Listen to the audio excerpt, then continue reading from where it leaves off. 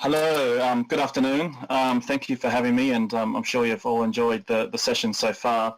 To introduce myself, I'm Michael Percival. I'm a independent regulatory expert, most recently as the head of EMEA Regulatory Affairs in JP Morgan. So I'm going to talk to you today about how to achieve a more engaged level of communication between regulators and financial institutions on emerging risks. And, you know, the punchline, it's simple, it's obvious, and it's all about partnership and achieving partnership between firms and regulators.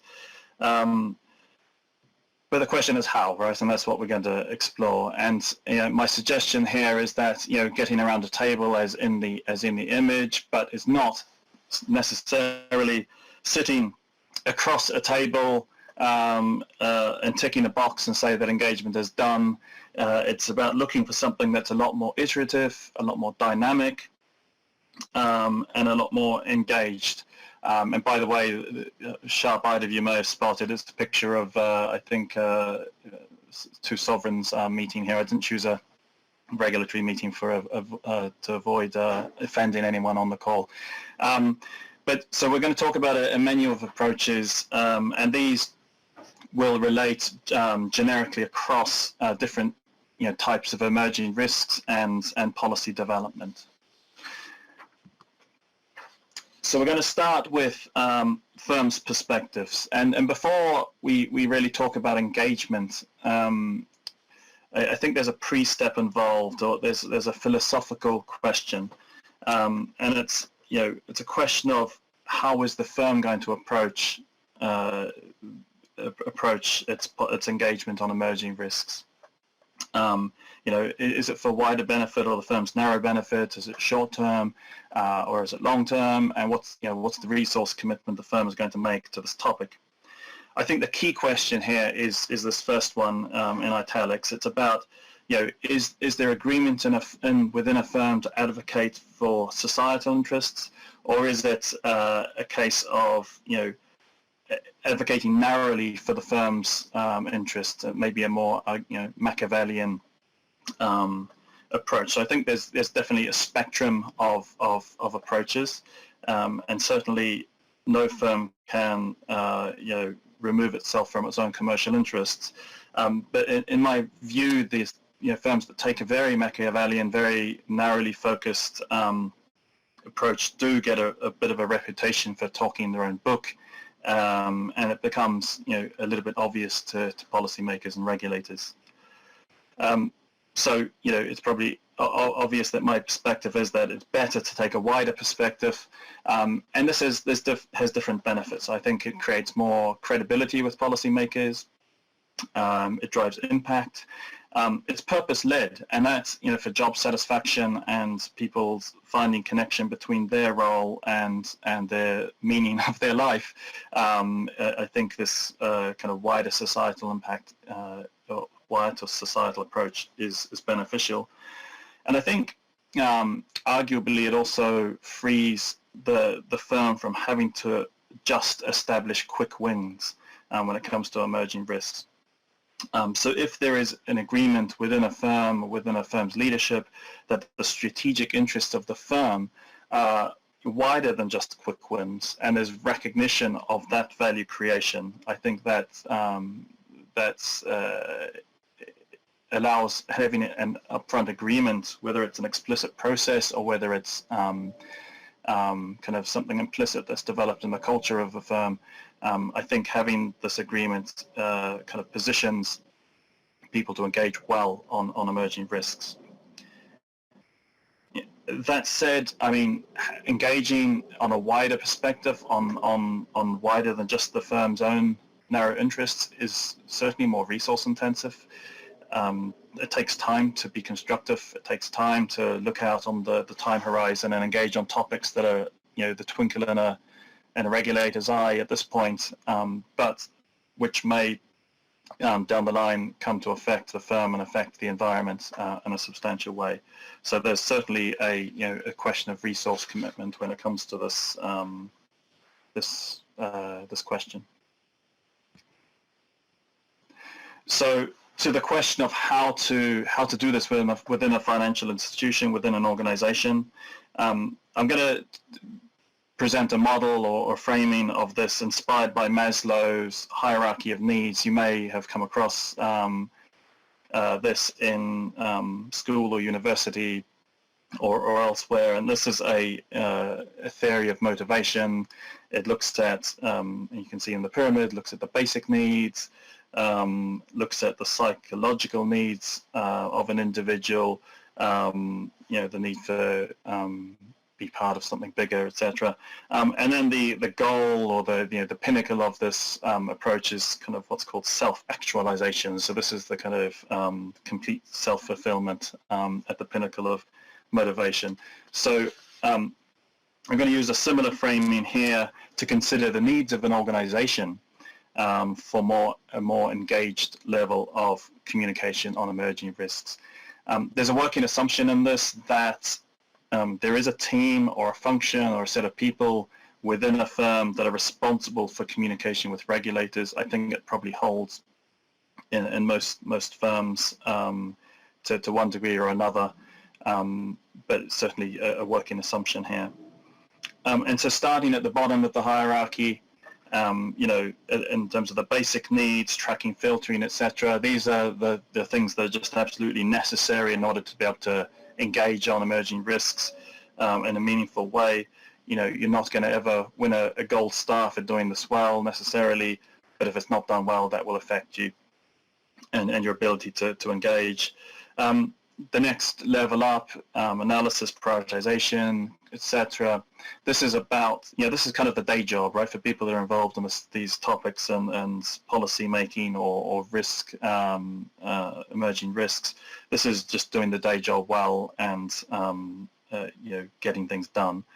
The next level, governance and sign-off, is maybe not necessarily an obvious one, but you can do the previous two steps without having a strong connection up your chain to your leadership.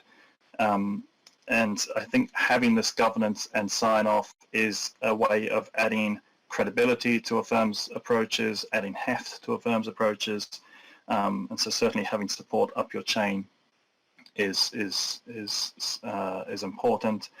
And then kind of the self-actualization version in this model is about engaged partnership and integration with the businesses. So what does this look like? This is, where emerging risks are integrated into the business plan and strategy of a particular business leader or business unit within a firm. It's having two-way dialogue where the people responsible for these topics are bringing topics to the businesses, but likewise the businesses or the function heads are also bringing topics back to the regulatory people or the emerging risk people. It's maybe there'll be secondment of resources, whether it's formally or informally, but certainly where expertise is given to the topic of the emerging risk and time spent helping to develop the firm's thinking. It may be embedded resources then where people within a function have responsibility and are engaging on these risks. And all of these things would happen at all levels in the organization. So both at senior and leadership level through, but also very importantly at technical levels. So it's not kind of single spectrum, but kind of covering the whole range of topics and approaches. And then you can use this model also for external engagement. So the previous slide was all about getting the internal house in order. So then there's a question of how might a firm approach external engagement and advocacy for success. And again, starting at the most basic, you have the knowing who is who, what is what, and establishing the channels, knowing how to contact people, etc. Again, no prizes for doing that, but if you don't do that, you can't do the rest of your advocacy effectively. There's then understanding the relative interests of the different stakeholders, right? So, and this is important because the approach you take when it comes to engaging could differ quite markedly depending on the nature of the person's views. So if it's someone you expect would agree with you or the firm might expect to agree with them, often those discussions are about empowering that stakeholder with arguments, with perspectives, which they can also use then in their own discussions and dialogues that they're involved with to move the ball forward in a positive way. If the person is possibly indifferent to a topic, it's a lot then about educating. I mean, there's a lot happening in terms of emerging risks and risks more generally, and in the regulatory space. And as I mentioned earlier, it does take resource to stay on top of all of this, and not everyone has that resource. So for firms, stakeholders, policymakers who are not engaged in a topic, it's about educating them so they can understand the topic and engage meaningfully in the debate from their own perspective. And for those firms or those policymakers, sorry, that might be contrary or disagree with your approach and your position, it's a question of how do you convince those people, whether that's data, whether that's argument, or about relative importance of different priorities. It's about finding where those arguments might convince that person. Moving up the hierarchy now to the second top layer, it's active relationship management. So this is, rather than having kind of one-off sporadic, engagements on topics, it's about actively managing those stakeholders, assigning responsibility for engagement across a firm, and that's important. I think mining a firm for contacts, for who knows who, and considering who is best placed to engage with a particular stakeholder on a particular topic, it's quite a task in itself, and ensuring that happens will help the firm be more credible, more engaged, and doing so at various seniorities again. So not just at the senior chief executive or C-suite level, but also through different functions within a firm, whether that's the risk or the compliance function, operations, and at various, obviously, to make sure that excuse me, that the technical engagement works as well. And then the self-actualization in this instance is about achieving the status of trusted partner. What does that look like? That's about having a two-way dialogue. So the firm or the regulator coming to the firm as often as the firm is coming to the regulator, and an understanding on both sides that there are mutual objectives here, and that that when it comes to an emerging risk, that both parties or all parties are working on the same page to look for an outcome that's just the right outcome.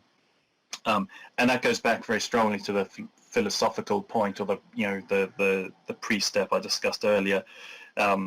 If a regulator doesn't trust that a firm is going to engage in good faith, it's less likely or unlikely that they're going to achieve this really effective advocacy with strong credibility. So I've been talking a lot about firms' perspectives. The question is, what is the regulator's perspective on these topics? I think for the regulator's perspective, it's key to find the real experts, and you can see I have an image here from the market risk framework from the Basel Committee, because when you put a formula in front of most people, they find that very hard to understand, difficult to understand. So it's key for the regulator to find those who do, and who can engage in sufficient level of granularity, detailed technical expertise in order to have a meaningful discussion. I mean, from a industry perspective, I think it's often very heroic of policymakers engaging in so many of the forums they do, and often feel they must be a little bit soul destroying on their side to have lots of samey conversations that don't meaningfully move the ball forward. And so I think the key thing is to get into the right discussions, into the right forums. So the question is how to do that, right? Obviously, there's a question of which channels to use, whether things like trade associations, law firms, consultancies, or obviously the firms themselves directly. I mean, for more established risks and more established and stable pieces of regulatory environment, that is a lot easier. The question is, if there's an emerging risk, where might the regulator find that expertise? Two suggestions here. One, use the supervisory channel. The UK example for operational resilience is a good example of that, where at the same time they were consulting about how the framework might look, they were also going to firms saying, please, can you start implementing? Now, it's a very quick way of making sure that make sure firms put resources at the sharp end of potential regulatory enforcement to take that route. So there are risks in terms of enforcement and, when a firm's trying to implement, when it doesn't quite know yet what it's implementing, but it's certainly a way of accelerating the thinking. And another is to create your own forum. And another example from the UK on that, where the Climate Financial Risk Forum brought together stakeholders across the piece to look at financial risks relating to climate. And the key thing for a forum like that is it can't be just a talking shop. There has to be a working group style. It has to be outputs, and somewhere where the ball can be meaningfully moved forward. So thank you very much. This is a little bit of a whistle stop through both the financial institution and the regulators' perspectives. I hope that does give you some ideas for your own engagement. So thank you very much, and enjoy the rest of your day. Thanks.